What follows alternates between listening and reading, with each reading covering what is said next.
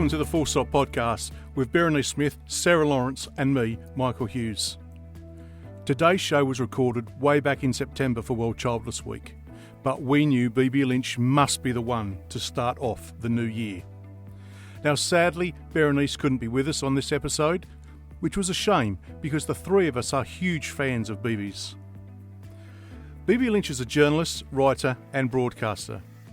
She co-hosts After the Watershed, an adult radio show, and presents Bibi Lynch's Whips, both for BBC Sussex and Surrey, and co-presents Good Sex Bad Sex, a podcast for metro.co.uk, and fronts her own show, Bibi Lynch Does Soho, on Soho Radio.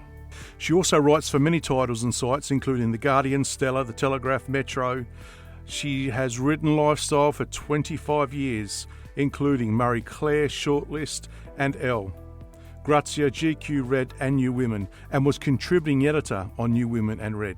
So you can see we were really excited to get Bibi on the show. Now we did have a few technical difficulties at the beginning, but we overcome those, and we really hope you enjoy Bibi as much as we did. Oh! We have someone else with us. We think. Can you hear me now? Oh, yes, we can. Awesome. Jesus, that hurt my brain. Am I just tell me I'm on audio because I'm that piece of shit. I'm not on. I can't see anything. Well, I did promise you that I'd be my fluoros, my high vis clothing, and Sarah would have been just jumped out of the shower. And that is exactly how we are right now. Is that what you said, Michael? I did. He did. He dropped you in it. I'm clean. I notice things. Vicky accuses me of perving, but it's not. It's actually I'm looking at my world, taking it all in. That's what I'm doing. It's a fine line, observant and pervy. How are you both? Yeah, good. We're just talking about what we're getting up to at the weekend. What are you doing? Getting pissed. Oh, good. And you, Michael, just perving? No. I'll leave that for the weekdays. On the weekend, I think we've got to. We're going to be putting down some formwork to begin our foundations in our garden. Blimey, that's grown up. So there'll be lots of swearing. Oh, yeah. What about yourself? What am I doing? This is tedious. Well, actually, it's not tedious. I've had a bad back. Any story that starts with that. And but I found this amazing sports therapist. So I'm having the joy of going to see her, and then I'm coming home to write a feature, and then Sunday, hopefully I'm sleeping, and then Tuesday, the most exciting news, I'm starting a staycation. I haven't had a holiday since 2012, and so I'm having 6 days off, and I'm not going anywhere. I'm just planning to eat and just stay in bed. That sounds fab. I know. I really can't wait. But it's a bit kind of hectic up until then. You know, it's like, you take some time out, and then, of course, everything comes in and you've got to get stuff sorted before that time out. But no, it'd be nice. It's not it. Yeah, it's all good. So Bibi, you live in Brighton or Hove? I'm in Hove. Yeah. Because I have a cousin in Hove. Oh, do you? Where? Westbourne Gardens. I think it's Westbourne. That's nice. Is it Westbourne? Yeah. I think so. Excuse me. Is it Gardens Villas? I don't know. I'm quite I don't know. But, Westbourne something. Yeah. Sounds nice. It's a really gorgeous. It's it felt a bit twee when I got here, and I was like, there's no fucking way I'm fitting. South London nightmare, but it's actually it's just so lovely being by the sea. And I'm a real, I'm a born and bred Londoner, but there is something special about being by the sea. Yeah, gorgeous. I know what you mean. Lots of people ask, because we live very close to the ocean, and lots of people ask us, wouldn't you want to live somewhere else? And the first thing I say is there any water? Yeah. The best place I lived in London was over the Thames. It's like there's something about it, isn't there? Yeah. Yeah, definitely. Certainly is. And Brighton as well. Brighton's fab. Yeah, it's really.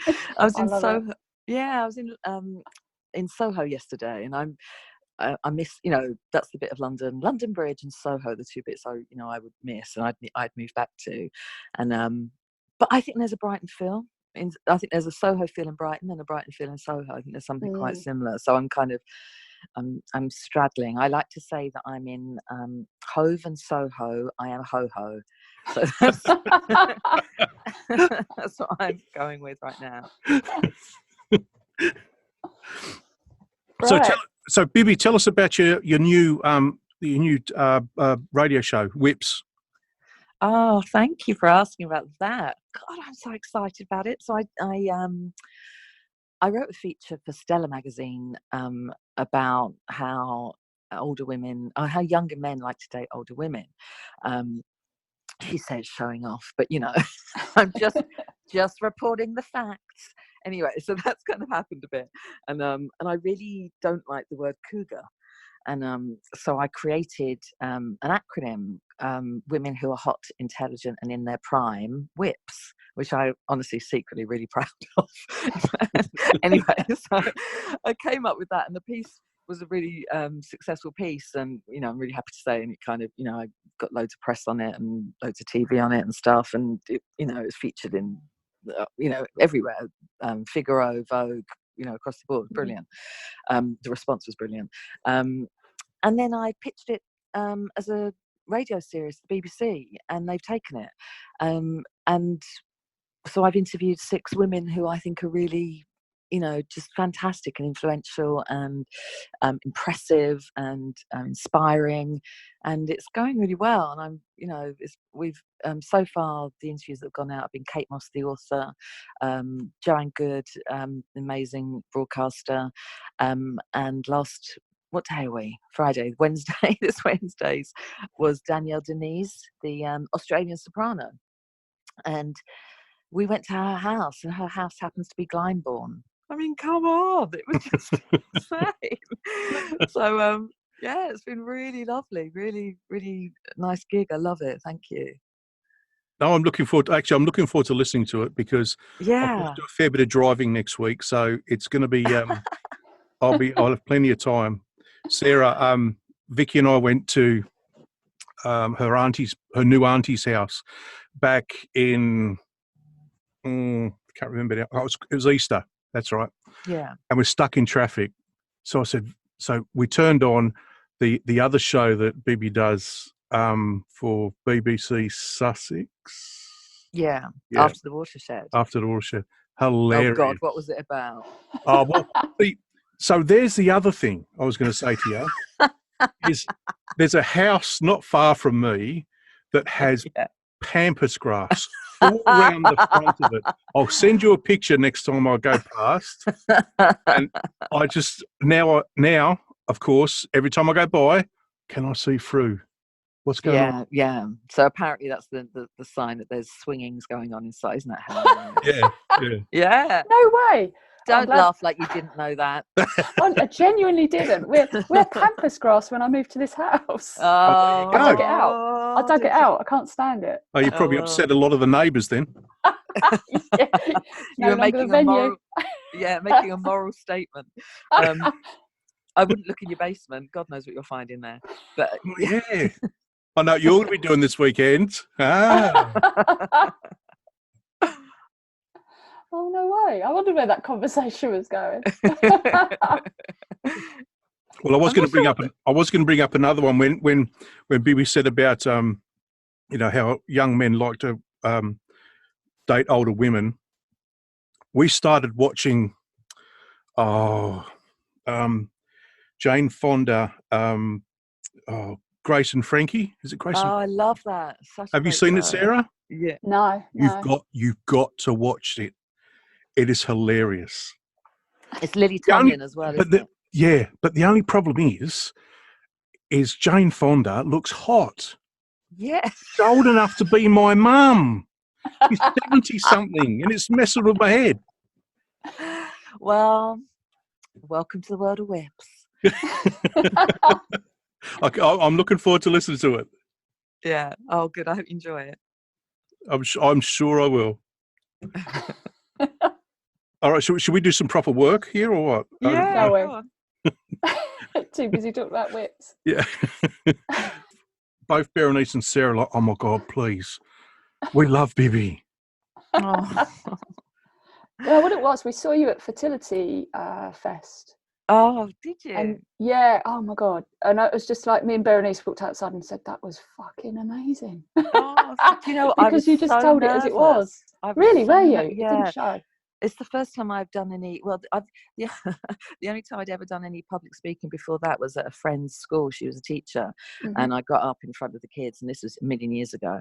And I was talking about getting into journalism, and they were just silent, and there was just about 1,000 girls just chewing gum, staring at me, looking me up and down, like tutting, like no one giving anything away. And I was like, oh my God, I've lost the crowd. And then at the end, one girl went, "I said, any questions?" Like a real scary little nervy voice, and one girl went, "Where'd you get your top, miss?" So I was really like, oh, I'm not going to be able to do public speaking, but I really wanted to speak at Fertility Fest, and I really loved the experience. Actually, I thought it was. I mean, the kindest, most generous audience you're going to get, because everyone was on my side and everyone laughed, even if it wasn't funny. Everyone was really nice. I don't know. I thought you were refreshing. I mean, there was a couple of things there that I raised an eyebrow at, you know, some of the conversations, but I thought you were refreshing and you told it like it was. Really, I think it needed it in the room because it was an intense day, I'd say. Yeah. So it needed a bit of effing and jeffing. What? I brilliantly got told once by someone that if I how much am I allowed to swear on it? I'll just go for it. I won't say it, but someone said to me if I dropped the C-bomb less on Twitter, I'd get more work. So guess what I said to them. But yeah, I'm really glad you were there, and I'm glad you yeah, it's interesting. You know, you're talking. I think the whole thing about. I think the whole thing about the World Childless Week, which I think is an extraordinary project and a brilliant project for many reasons, which I'll go into in a minute. But it's just telling your story. It's just that power of you're not alone. And so I'm saying what I think, and in a way, why would anyone care what I think? You know, I'm just one person. It doesn't matter what I think, except what I think. It's reflecting what's happened to everyone else, and maybe what they think. And then if we all know we're thinking the same thing, or we've got there's some common ground, it just helps. It's just instant support. We don't even have to know each other. I think it's just that thing of you're not alone. Yeah. Exactly. Yeah. Mm-hmm. Yeah. Definitely. So was it your first time at Fertility Fest this year, Bibi, or did you go last year? Yeah. No, It was my first time. And so what were your impressions of it? Honestly, yeah. I love the idea of it. I found it. I really hope I don't upset anyone by saying this. To kind of get an idea of what the room was like, I looked at some videos from the last year's, just to see the format of the Fight Club and just kind of what happened in the kind of space. Mm-hmm. And I think it was that year or the previous year. There was a woman on stage, and I don't remember her name, unfortunately. And she was talking about how she found it uncomfortable being in the same space as women who did have children. That their problem was that maybe was secondary infertility, or that they'd struggled with IVF. Mm-hmm. And she said she felt uncomfortable with that, and she was really set upon by the crowd. And there's one woman in the crowd really kind of went for it, and I agree with the woman on stage. I find that I've written about this since, not on about Fertility Fest, but about secondary infertility. And again, I don't want to offend anyone, but this is what I'm honestly feel. I think if your grief at not having a second child, or your struggle to have a child, it is nothing like my grief of not having had a child. They're two different things, and your grief is just as valid, but it's a different platform. Yeah.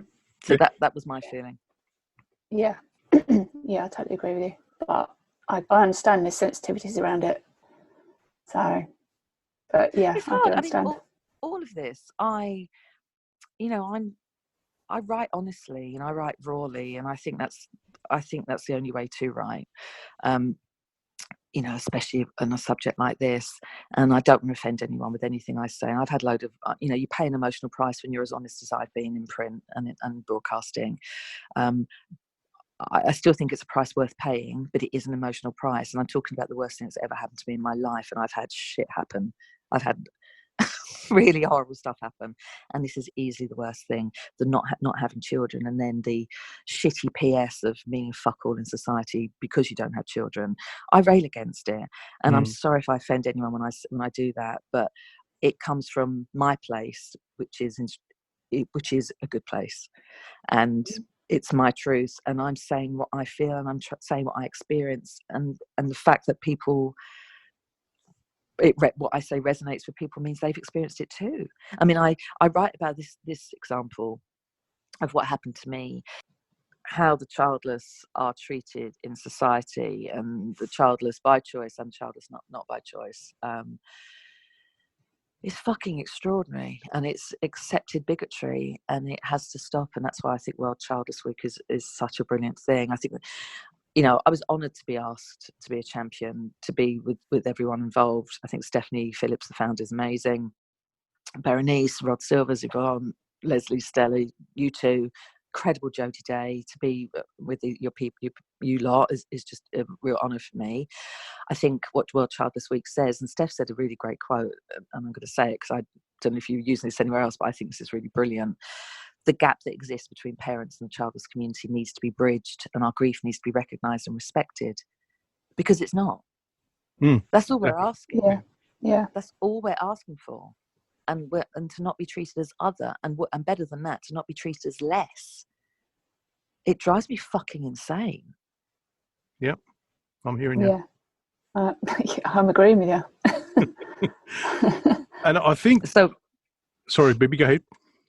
No, so basically, so that's why I think World Childless Week is extraordinarily important. I think, I think Jodie Day is an incredible woman, and I think what Jodie Day says about, and Jodie Day is the founder of Gateway Women, for anyone listening who doesn't know, and of course you do know, but I'm just saying that in a journalistic way, just letting everyone know. She talks about your tribe, having to have your tribe, and World Childless Week does that. I mean, ideally, World Childless Week wouldn't exist because we wouldn't need it. We wouldn't need to be standing up and saying the fucking obvious. Yeah. But while we do, I mean, and P.S., this is a club I don't want to be part of. Do you know what I mean? Yeah, like us all. Weird. Yeah, you've said weird, that.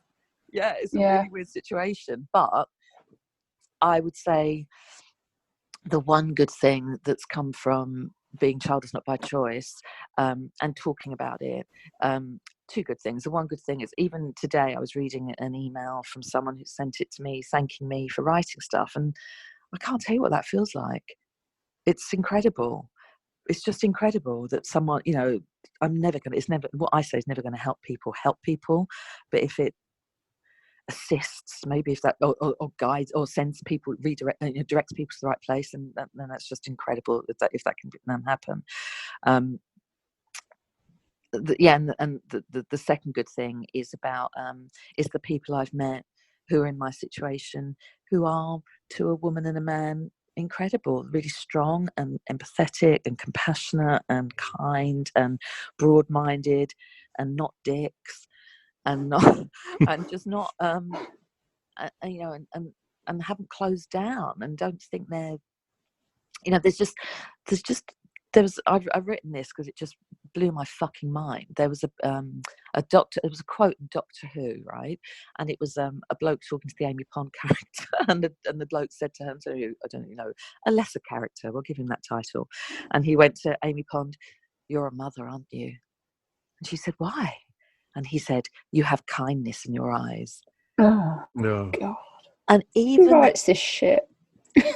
Everyone writes this shit because that's what's perceived. That's it's what Jodie talks about, the pronatalism, worshipping at the altar of motherhood and parenthood, and there's just this level of, you're that and we're shit, and even if it's not shit, or you're that and we're different, you're not we're less valid, and I'm hoping, and the people I've met certainly don't fit into that category.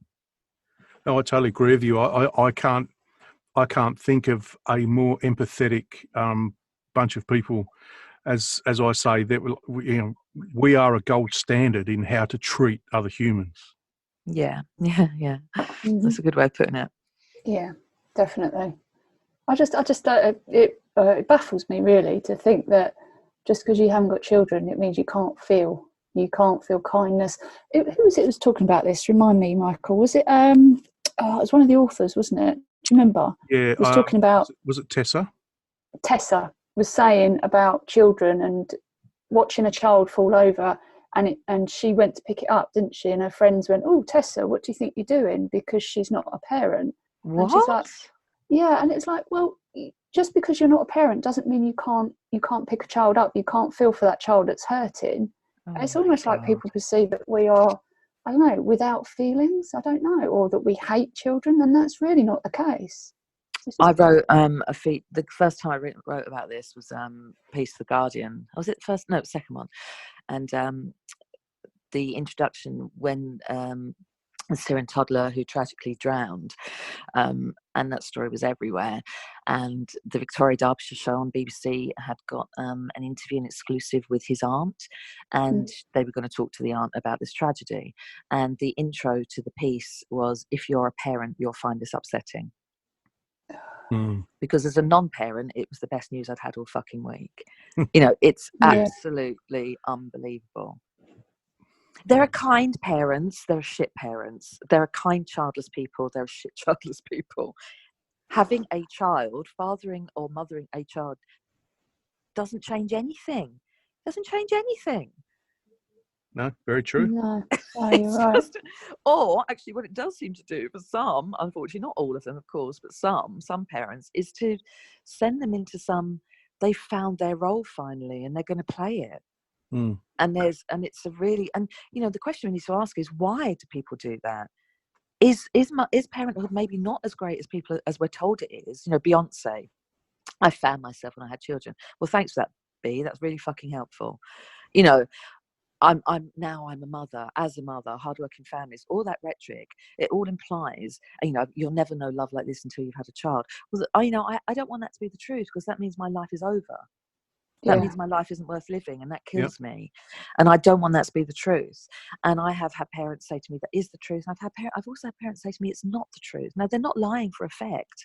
There's no point in them saying that. I've had comments about my features that people have sent to me, which is always a little bit tricky. Don't ever do that, people. But anyway, and so people don't know I'm seeing it. So they're not writing it for my benefit. And they're saying, it's not that great. Now, I'm sure I would have loved to be a parent, and I'm sure it's the dream. Although I'm not sure it's the dream, because as Jodie says with pronatalism, when you set it up like that it's the most amazing thing. And if you've got it, you've got this blessed life. And if you haven't, you're cursed. You're doing no one any favours. You're making the people that don't have the baby more devastated, and you're making the people with the baby have so much pressure on them for it to be this dream. And if it's not, they feel like they're fucking up. So then they fake it on Facebook. Oh, little Jimmy and blah, blah, blah. And little Jimmy's a little dick. It's just, it doesn't help anyone. There just needs to be... The thing I hope I do with all of this, there has to be honesty within it, and I hope I'm honest about it.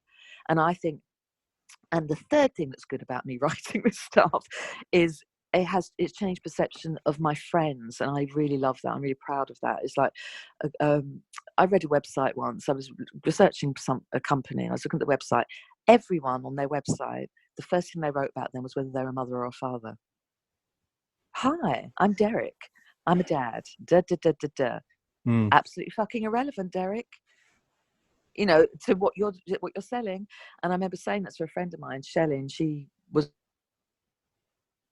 for something she does, and she went, I didn't write I'm a mother in it because it's not relevant to what she's doing. It's like saying I'm a size 6 shoe. It's no fucking relevance. Yep, I'm with you. Anyway, I'm just ranting. Ask me some questions. Just ranting. No, nothing wrong with ranting. Well, actually, so what we wanted to get was your thoughts on World Childless Week. So we've done that, and of course, I sent you that message about I watched that clip from, I think it was breakfast television, Yeah. And I ended up getting really pissed off. Did you? I did, because it just looked like an ambush. I know you're being gracious and saying, no, it's supposed to be a debate, but it wasn't a fucking debate. It was an ambush. That's what it looked like from us. And so I think Sarah agree with me as well. Yeah. Although kudos to you, Bibi. You did well. Mm-hmm. You did I'm not quite sure how you feel about this term, but you're like the warrior. You're like the Arya Stark of. I don't know if you've watched Game of Thrones, but I know Sarah has, and she's laughing. You're like the Arya Stark for us. And as someone said in the audience at Fertility Fest, because I did watch the videos. I wasn't perving. I was looking, and someone said, that you speak for those who can't.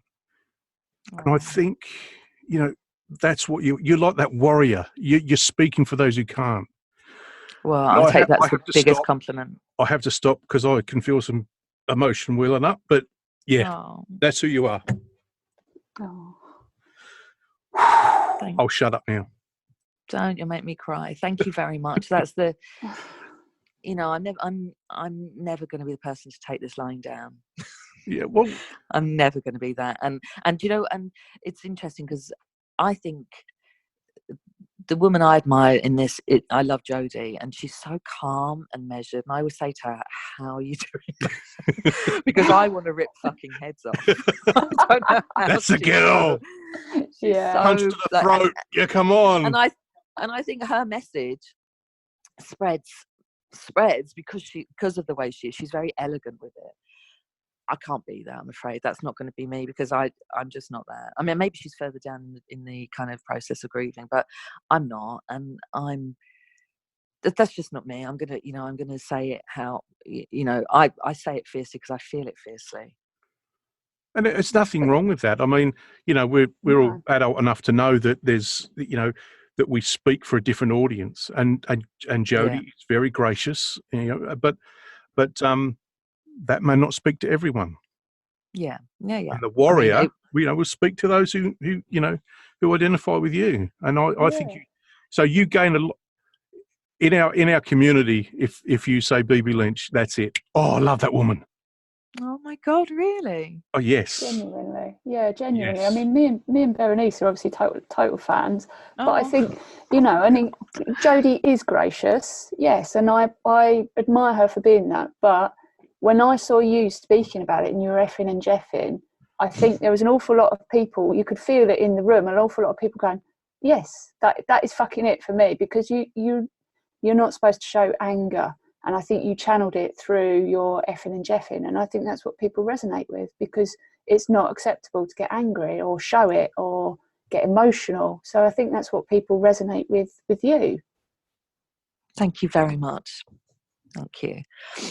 I don't know what to say. That's really nice. Just take it in. Take it in. You don't have to say anything, because the way you act is like that the gratitude that you put through the way that you stand up for us.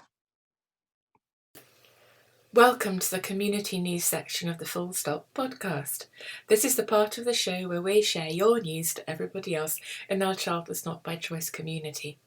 You might have something you've been working on, a new project, a blog, a website, a book, or maybe you've set up a new support group. Do let us know. We'd love to share it on the show and also on our website as well and in our newsletter. First up, I'd like to let you know about Fertility Network UK. They are a major part of our community. They're always there to support us, whether it's through Fertility Network UK itself or More to Life with the wonderful Heather. They've launched a new guide, and it's called Finding More to Life, a self-help guide. And it's been developed by Sophia Gamero from Cardiff University. I hope I pronounced your surname right, Sophia. You can find more about this guide, which goes through 8 activities that you can take part in to help you with facing loss and grief. If you go to their website, fertilitynetworkuk.org, life without children and finding more to life self-help guide, and you can find out a little bit more about that. Again, we'll have the full link on our website too. Do you remember our second and third episodes when we talked about writing? We had lots of fantastic interviews with authors, and one of those was Dr. Annie Kirby. In her interview with us, she mentioned about a workshop that she was setting up. We're delighted and thrilled to let you know that Words That Heart has been established, and they've got their first workshop coming up. You've got just a couple of days, mind you, to get online to experience their very first course. If you head over to their website, wordsthatheart.co.uk, it has full details of all of the workshops and the webinars, how they work and who they're suitable for, and you don't need any writing experience at all. So that website again is wordsthatheart.co.uk. In 2020, they'll be delivering 4 workshops, one in Brighton, one in London, Birmingham and Manchester. And they also have this webinar coming up as well, but it is next week, so get your skates on and get over to that website right now. To make 2020 your best year yet, Anne Barrett from Empowering Health, Sydney, Australia, is offering a 15% discount on her emotional healing and wellbeing services. Anne specialises in helping people who are childless not by choice, as she is herself. She empowers you to transform your life and experience renewed purpose. She is a teacher of powerful insights that allow people to move past their current circumstances and embrace a new way of being using an integrated mind-body approach. Offering a 15% discount if you mention this podcast on all appointments to the Childless Not by Choice community for bookings made between now and end of June 2020. Appointments can be held online for anyone overseas. Just email her at info@empoweringhealth.clinic, or for more information, visit her website empoweringthechildless.com. Who likes a good old sing-song? We know Michael does. I'm not so sure that I'm so keen. But anyway, I bet loads of you do. And I know that Helen Louise-Jones absolutely knows this. She's an incredibly talented singer and a very sensitive person. And one of the ambitions that she's had for a very long time has been to set up a choir to connect people and to help them heal and to celebrate our childless lives. And that's what she's done. So Childless Voices is a brand new singing choir created by Helen, who's a member of Gateway Women. It starts monthly in London on Saturday the 8th of February. The first session is completely free. It's a taster just to see if you like it or not. And everything after that costs between £14 and £18 per session, and they'll be monthly. To find out more about this, you can email Helen Louise-Jones directly at ourhealingvoice@gmail.com. We wish you every success with this, Helen, and I do hope that we can have you on the show in the near future to tell us how you're getting on. We've also had an email from Sarah Roberts. Sarah, thanks so much for getting in touch with us. It's been really good to hear from you. Sarah runs the Empty Cradle and would really like to let you know about them because they're currently running free 20-minute fireside chats for women who would like to register an interest in their Well Online community. You can get in touch with Sarah on the website www.theemptycradle.com, which is a support group for women who have lost the opportunity for motherhood to grieve the loss and create a life that they love. They offer individual counselling in Brisbane in Australia and online, as well as lots of resources for workshops and courses. So we do hope that you'll get in touch with Sarah. And finally, we'd like to let you know about the Gateway Women Reignite Weekends. A new programme has been launched for 2020, and you can find out more about these on the Gateway Women website, which is gateway-women.com. These are particularly important events that take place across the year, supported and established by Jodie Day. Many of the guests that have been on the Full Stop podcast have been leaders or taken part in these workshops. So I really do hope that you might consider going along to them too. You can find out more, as I say, on the Gateway Women website, gateway-women.com. If you have any news that you would like to send in to the Full Stop podcast, then you can do that via our website, thefullstoppod.com. You can also find us on social media too, and all the links are available on our website. We look forward to hearing from you. Didn't think I was going to get emotional talking to you, but anyway. Thank you. Yeah, I mean, I don't know. I don't know. You know, I wish none of it had to be said. but it is what it is, and we are where we are. We're all doing our best. What's do you know what World Childless Week is doing this year that's different to last? How they're moving it forward? I think there's a lot more video. There's a lot more sort of video media being used rather than writing. I think there was a lot. It was based a lot on blogs and things. The first year, the second year we introduced a little bit more video. So some of the champions did live, and this year it's just going up again. So I think Jodie, Yvonne John, and someone else recently, they've just done a pre-recording for World Childless Week.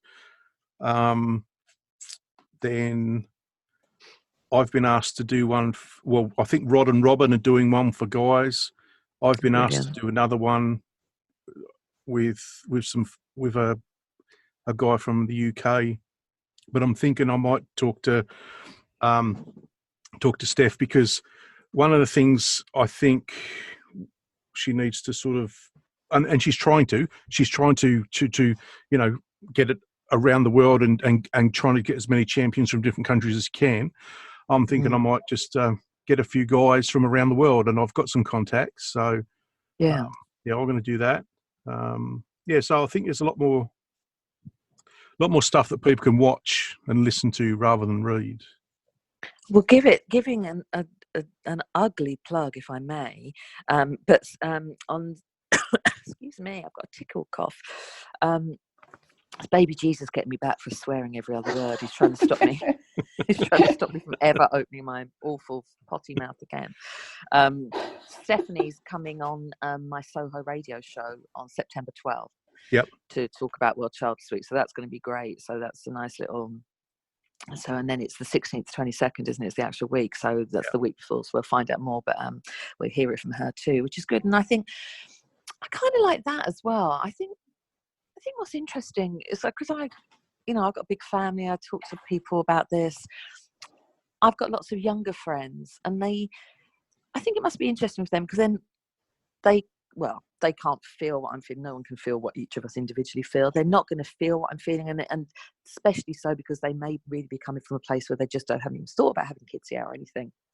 But I think that's really important. I think the prejudice, to talk to the younger generation about this bigotry, because they're seeing us, and they're seeing great people who've got full lives, who would happily unhappily talk about this subject, and it's becoming visible to them as well. And I think that's really interesting, because then their perception will change, and then they'll make choices based on what they want to make choices on, but they won't hopefully judge in the way that this judgment has carried through forever from generations.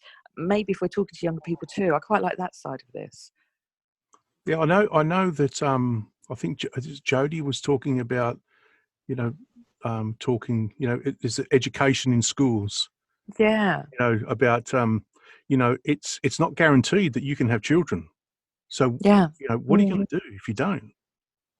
You need and to. also just like the way we got LGBTQ plus education, in relationship education. What about just it's just extraordinary to me that the childless aren't even considered in any way. There are we all have different families. We all have different families. We all have different lives, and every relationship and every life is valid. And that's not even touched on, is it? No. I think, to be honest, I think sex education needs to change anyway. I don't know if you remember, mine was roll a condom on a cucumber, then you get pregnant, and that was it, really. There wasn't. And then you got pregnant. Not by the cucumber. Did you have condoms? I didn't even know what one of them was until no way. I was about 17. But, I mean, that's the sum total of it, though. That was really all I remember. And then you watched a video, and that was it. There was no mention. The video? It was obviously childbirth, but there was no mention of any possibility that you wouldn't be able to have children. There was no mention of menopause. There was no mention of things that could go wrong for the fellas. there was nothing. And I think it needs an absolute overhaul, because if it's still doing that, then attitudes aren't going to change. And I bet there's also no mention of sexual pleasure, sex for sex's sake. Oh no orgasms, no. Oh, Jesus Christ. Right, well, that's it. That's our next gig. So we set up sex education around the world. Good luck, everyone. Yeah. Oh, we'd be bloody brilliant. We could just rehaul the whole thing. That just reminds me, Sarah, I don't know if you've ever listened to After the Watershed. Is that's Yeah, not After the Storm, that's mine. Yeah, that's yours. Yeah, I know. Do yourself when you want something fun to listen to the show that Bibi's on, After the Watershed. That's it. I'm gonna. It sounds like is it lots of effing and jeffing? No, God, it's BBC. No, I'm so well behaved. Yeah, but they get around it in other ways. With the Pampers grass. Yeah, the Pampers grass. It's me and my absolutely brilliant co-host Alison Ferns, and it's BBC Sussex and BBC Surrey and BBC Sounds, and we just talk about subjects that are kind of sex relationship based that you wouldn't talk about in the daytime, and it's a lot of fun. I love working with Ali, and it's it's really fun. It's I and everything else opening, if I may.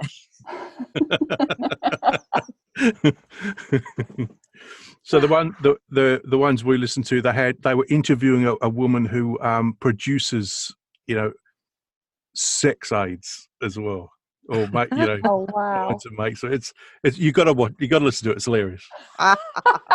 Listen to the one. I mean, we've done so many. There's we interviewed a throuple, and a throuple are three people living together as a couple. So there's a husband and wife and their girlfriend, and they all live together. And we interviewed them down the line, and then at one point their pet pig joined in. It was the weirdest radio moment I've had. Uh-huh. Sorry, what? The sound of a pet pig. I know. We could hear some grunting. We're like, oh my God, they're not doing it, are they? And then they had to explain that there was their pig was walking around. It was honestly hilarious. Yeah, I love it. It's a brilliant show. It's lots of fun, lots of interest. It's pushing the BBC's boundaries, which is brilliant. Oh my God, I've never heard of a throuple before. Yeah, live and learn. Every day's a school day. Well, yeah. I bet there's got to be more than that, isn't there? There's got to be 4s, 5s, and all sorts. Oh, well, I think that's a whole different term. But when we when I met the throuple, they were three of them, obviously gorgeous, absolutely beautiful, and they all looked very happy, and the man looked exhausted. he looked dehydrated husk. Yeah, he looked very, very happy and very handsome, but absolutely bloody shattered.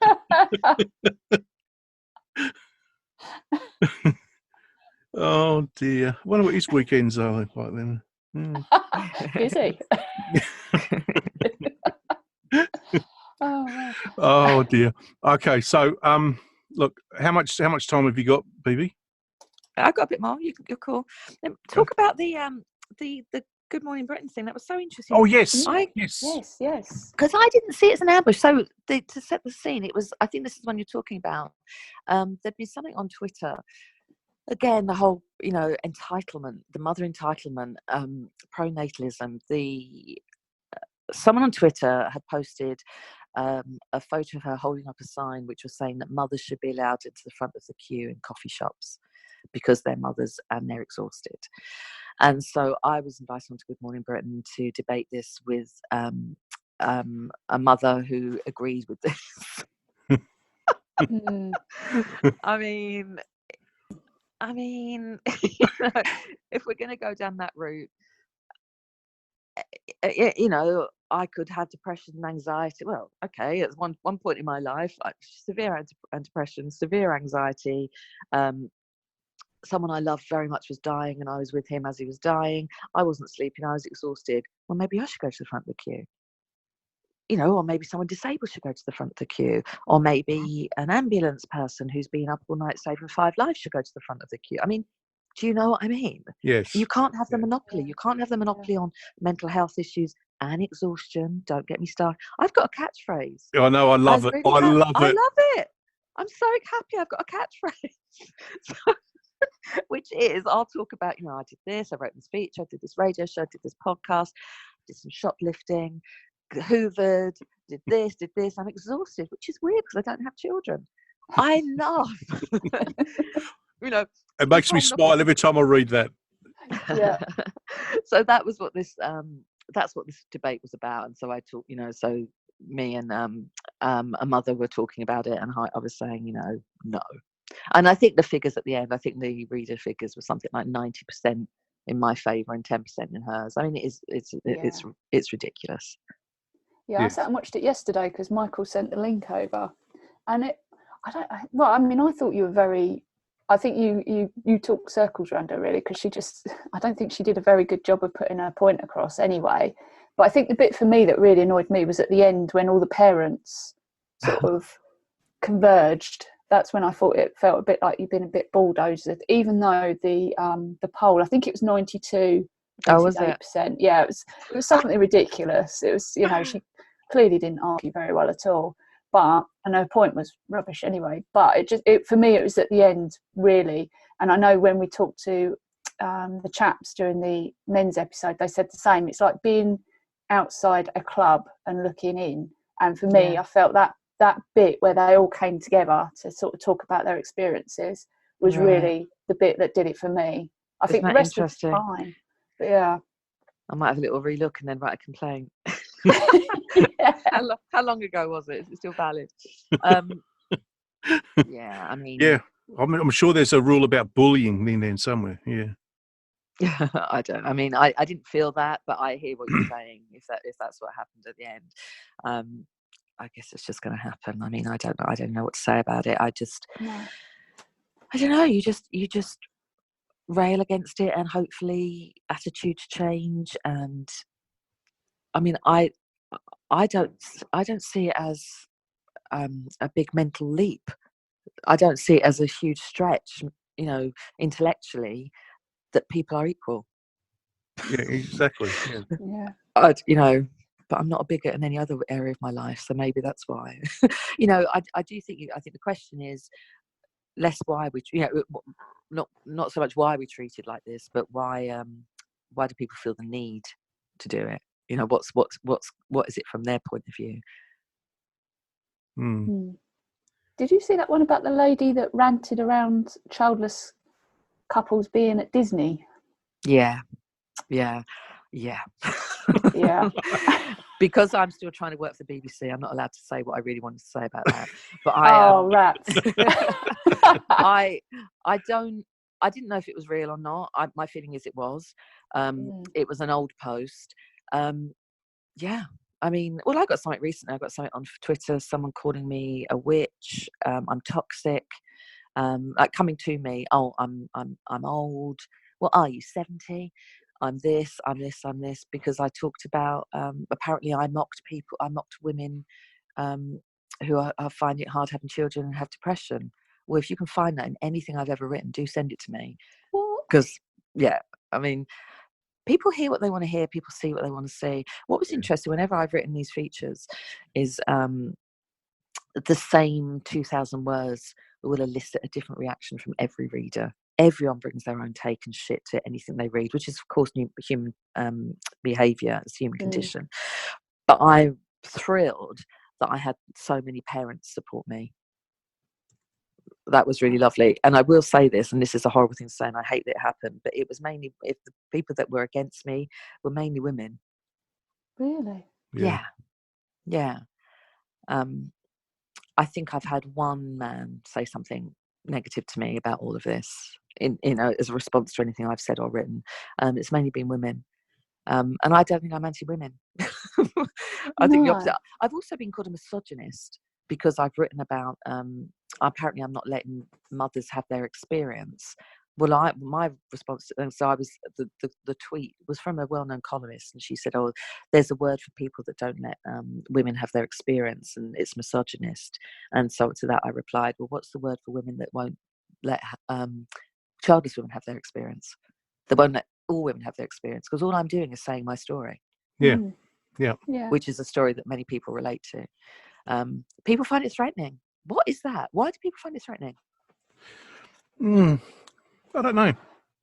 I just from my experience, because I talk about it a lot, and I guess, you know, having my physical stature, I'm not a small guy, so people would be reluctant to come back at me.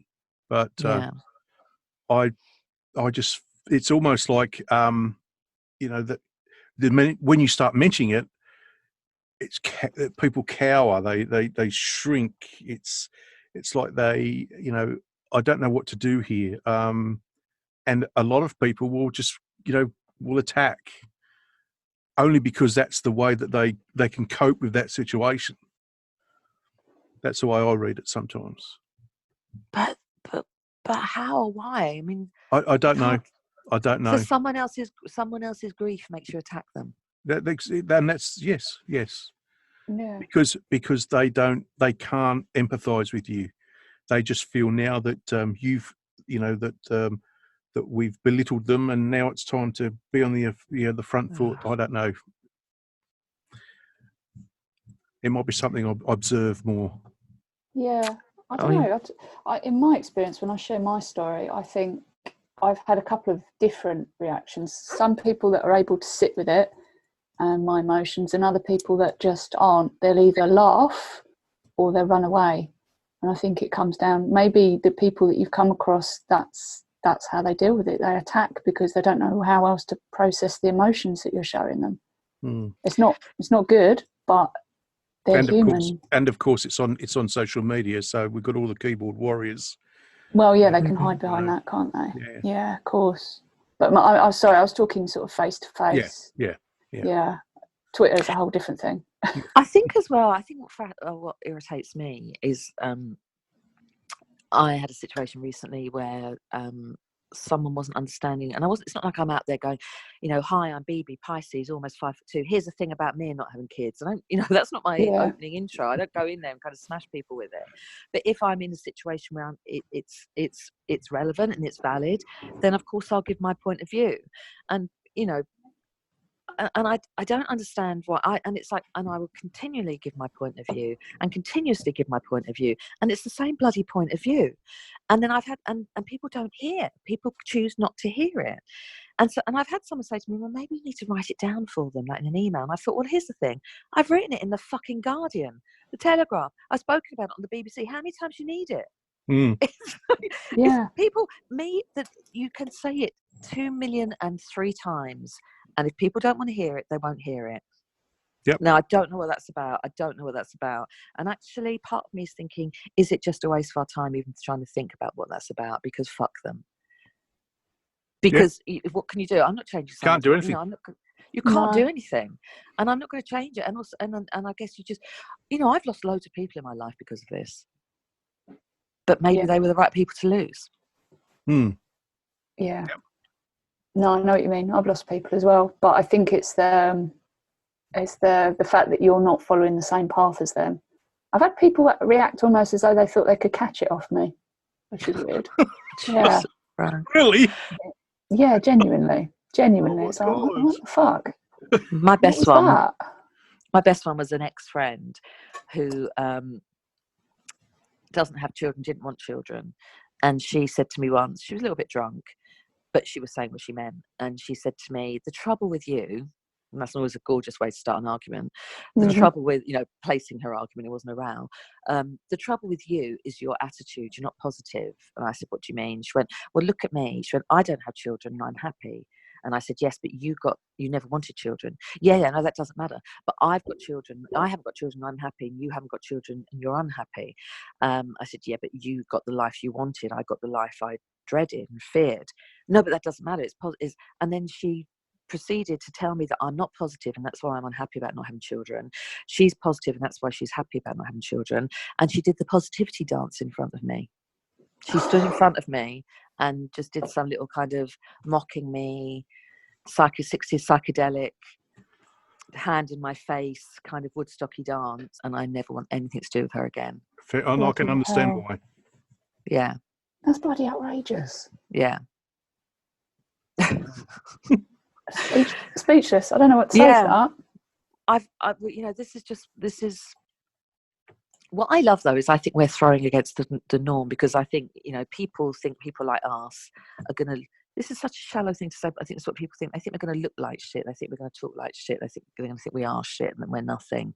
And actually, because we're not that, we represent not the shiny version, but do you know what I mean? We represent a functioning, acceptable, we're still people, we're still doing stuff, and we're still relevant and valid. And yes. I think that's what throws people, because I think people can't quite deal with strong people going through this. No. Do you know what? I've yet to meet somebody that isn't strong, though, that's going through this. Yeah, if you see what I mean. I mean, obviously there's going to be people that are out there struggling, and they're not going to be as visible. But all of the people that I've met from this community have a strength. Yeah. And I don't think that is acknowledged by anyone outside of this community. No. I mean, I don't know. I haven't got answers, unfortunately. All I've got is hilarious fury. What's wrong with that? That's what people love about you. And that's my book titles. Keep your stinking hands off it. Copyrighted.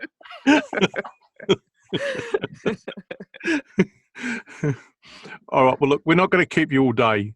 I quite enjoy doing that, but no. So I'm just going to take it on a different tact, just so, because we were thinking about getting something a bit out of the box. Yeah. So, one question was, now you can't pick Jodie Day because that's an easy out, right? Everyone loves Jodie, but who in the childless community inspires you?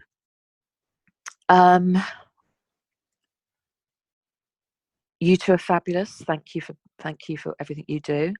I tell you who I really love, just because whenever I've spoken to people about this person after they've been really affected by this person's kind of down to earth, real kind of normality is the wrong word, because that sounds like an insult. I think that's an extraordinary gift, to be normal.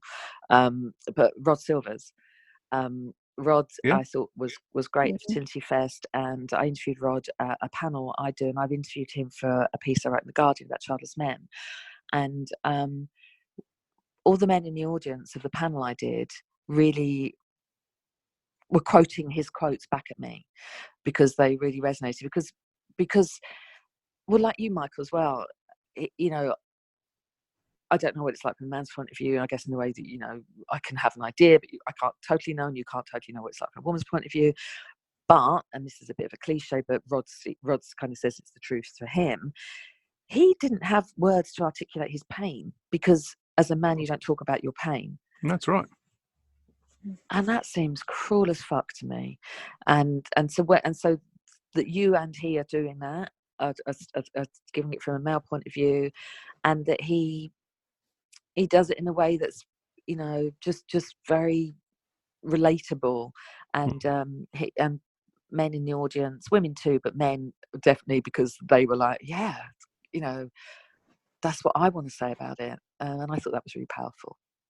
Yeah, no, he's doing some great work, is Rod, and he's right. I as much as I try, I don't have a vocabulary that allows me to talk about how I feel.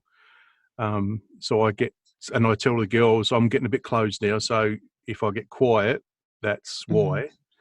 But no, he does some good work, and I think he's a good example. As I've said, the best way for us to lead is by an example.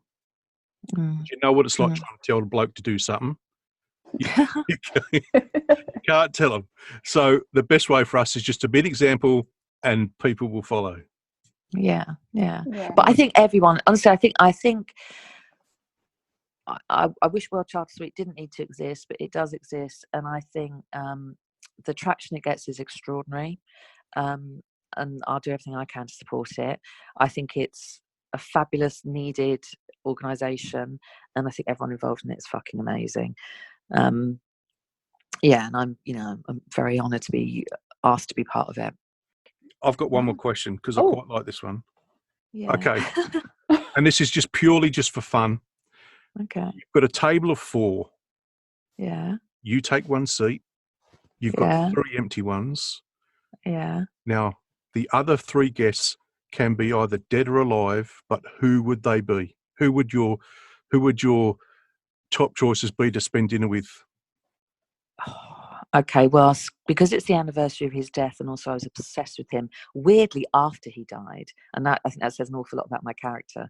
The minute he died, I decided I loved him, was Elvis Presley.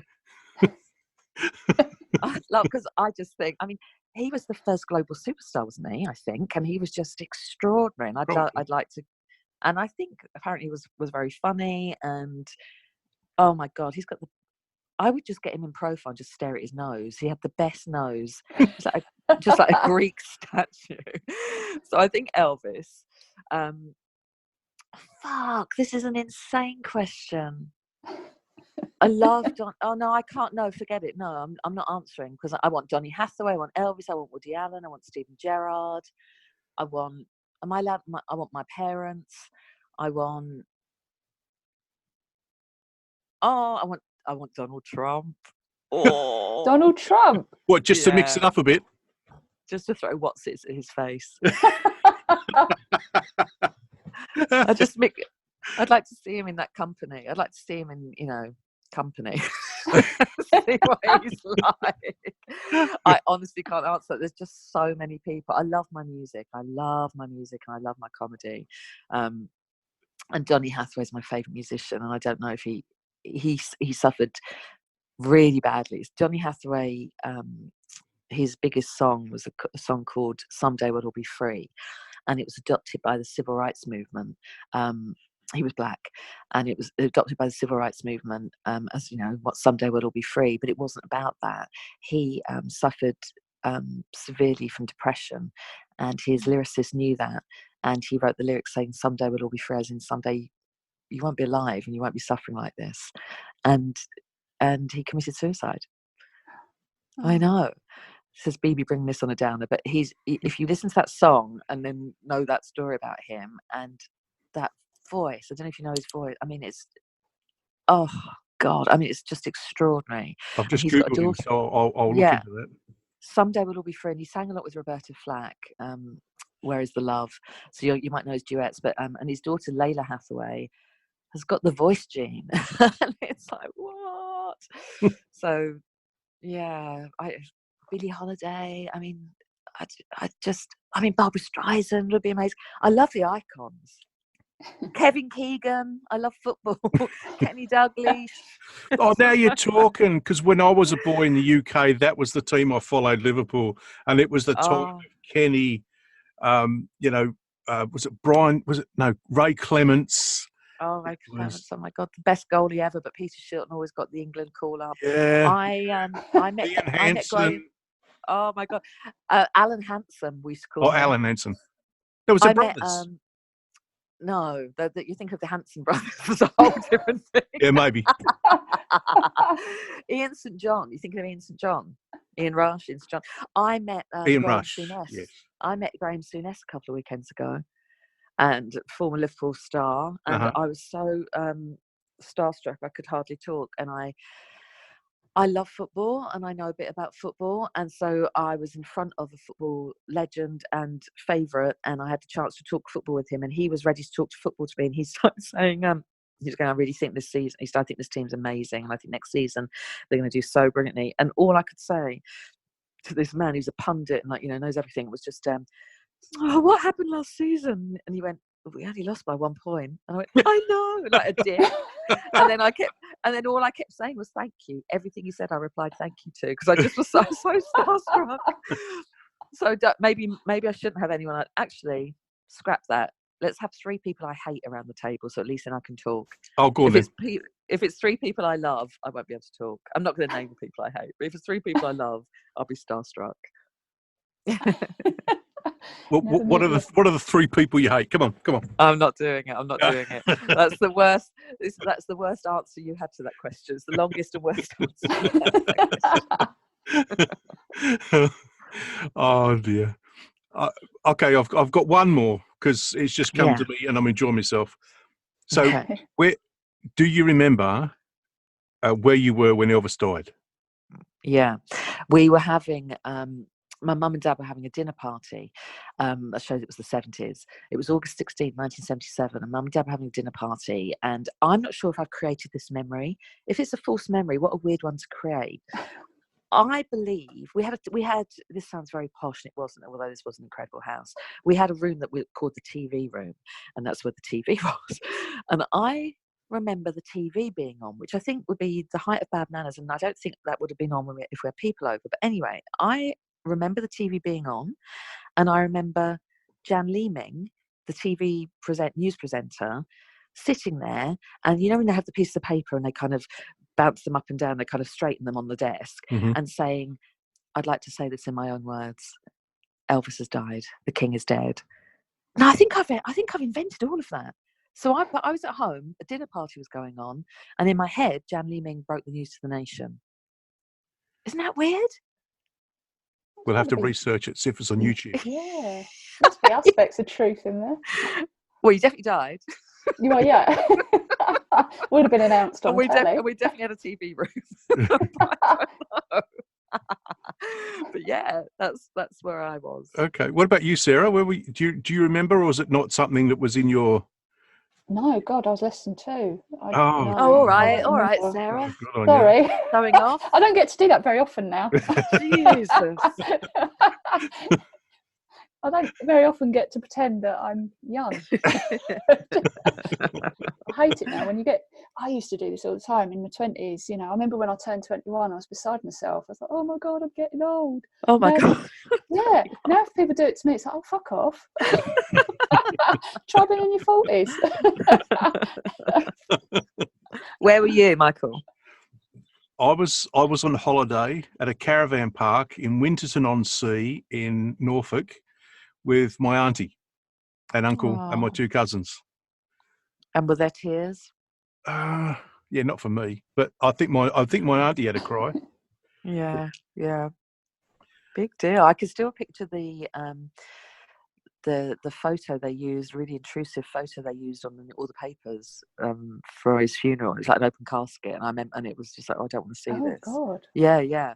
Full page bleds shot of him in a casket. Yeah. How weird's that? Oh, that's wrong. It's wrong. Really intrusive.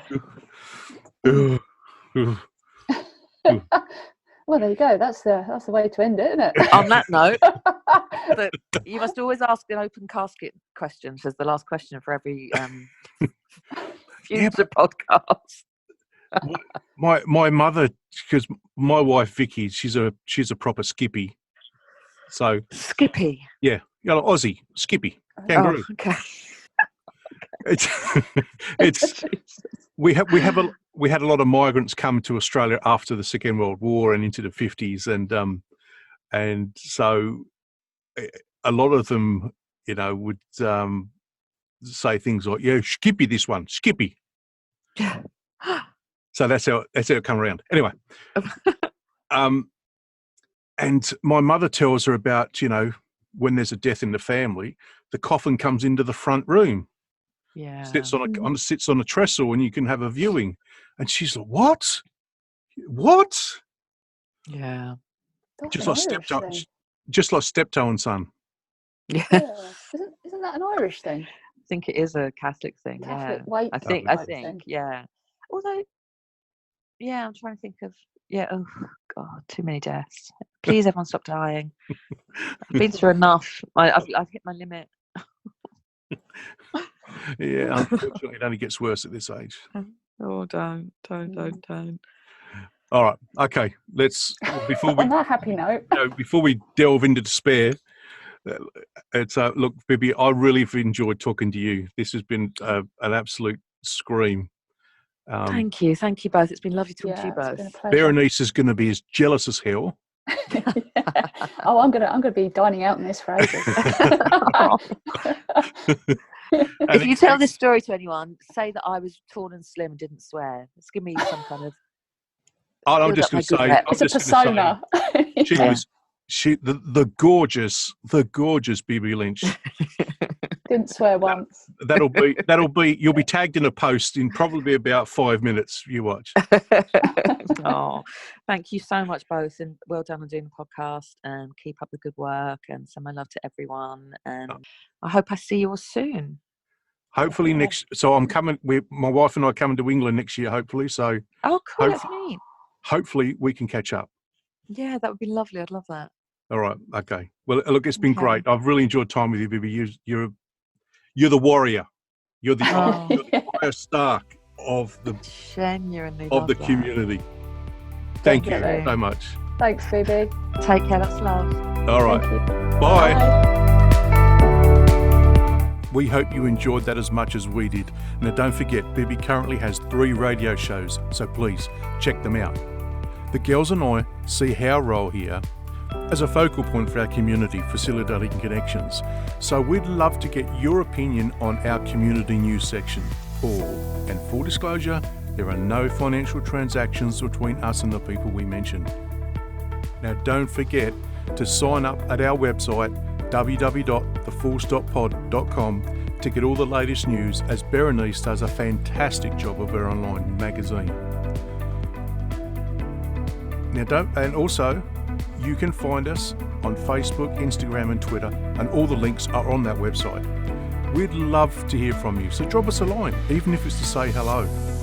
And I would be especially excited if our listeners from San Marino did. God, I still can't believe that. Thank you for listening. And as always, we want you to remember, you are not alone.